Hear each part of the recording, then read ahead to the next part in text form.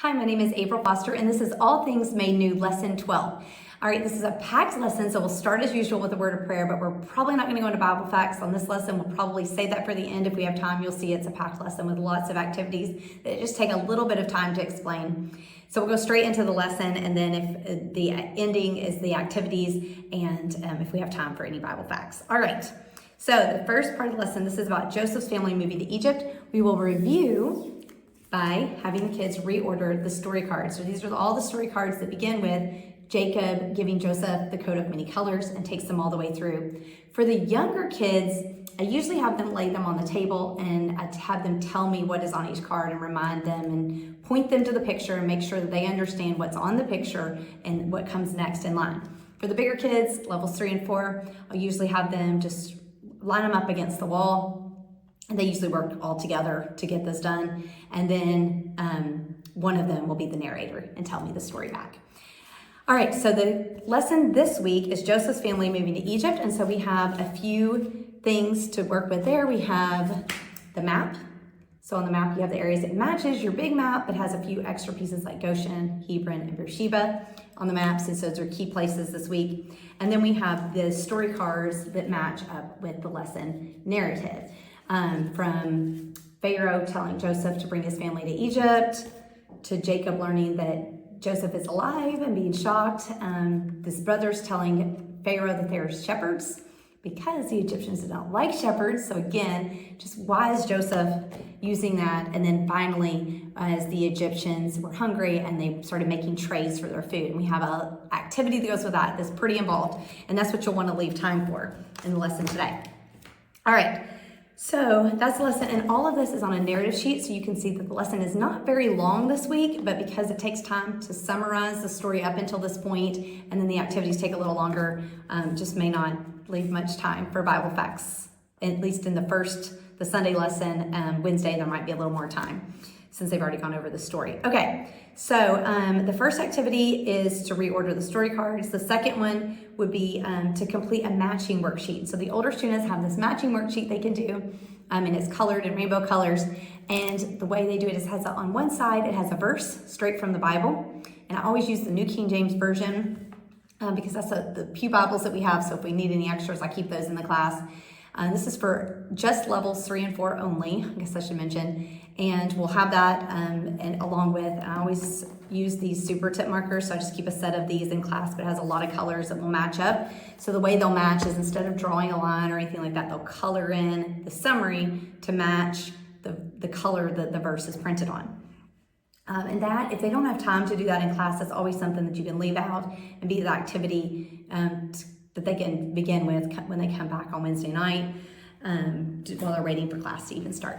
All right, so that's an activity for the older kids. And then for both the older and younger, we have a map worksheet. So the younger kids always cut the pieces there. They have little pictures to put on there to glue onto the map. And I always cut them out ahead of time so we're not wasting time in class cutting and we're just gluing on where they go. So they'll have Canaan, Hebron, Beersheba, Goshen, and Egypt to label on the map. And then the older kids will just write those in to their maps.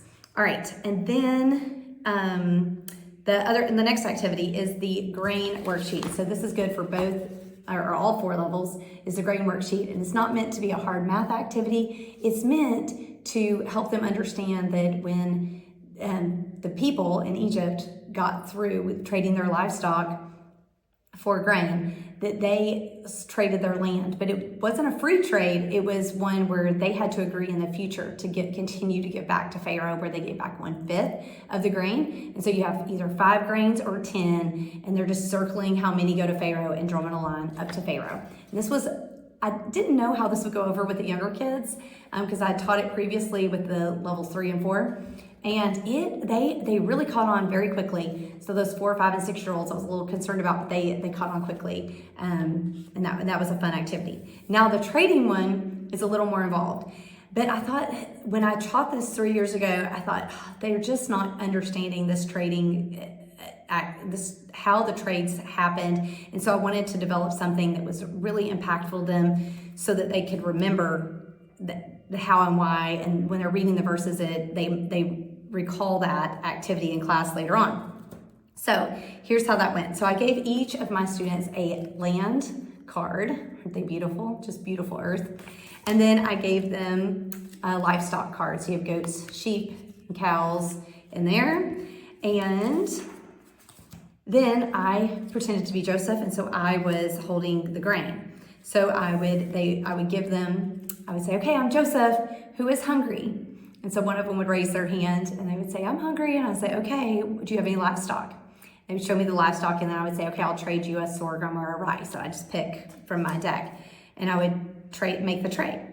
Then I do that with each student that wanted to trade. And then then I would go, okay, y'all have eaten all your food, give it back. So they gave me the grains back. And then I said, okay, now you don't have any food. Are you hungry? And they would say, they're caught on by this point. They're raising their hand. I want to trade. And I would say, okay, do you have any livestock? And of course, they didn't have livestock. So I said, okay, well, what do you have? And they said, well, we have this really bad famine earth. And I would say, all right, I'll trade you. That land is not very, very nice right now. And I can't really do much with that land right now because it's yucky land. I said, but in the future, I think we'll be able to grow. I'll be able to grow on that land. So you're going to take care of the land, and you're going to give back a fifth of that to Pharaoh. I'll say, would you like to make that trade? That means 1 out of every 5 grains that you make, then I will need it back. And so they would make a trade, and I would say, okay, got it. So then I would pick one student after that I would give them 5 of the same grain, like 5 corn. And I said, okay, the famine's over, and you have 5 corn you grew on your land. I said, remember the deal we made? And they say, yes. And I said, okay, give me back 1/5. And so I'd hold out my hand, and they would put 1 corn in my hand, or 1 sorghum, or however many that you have printed.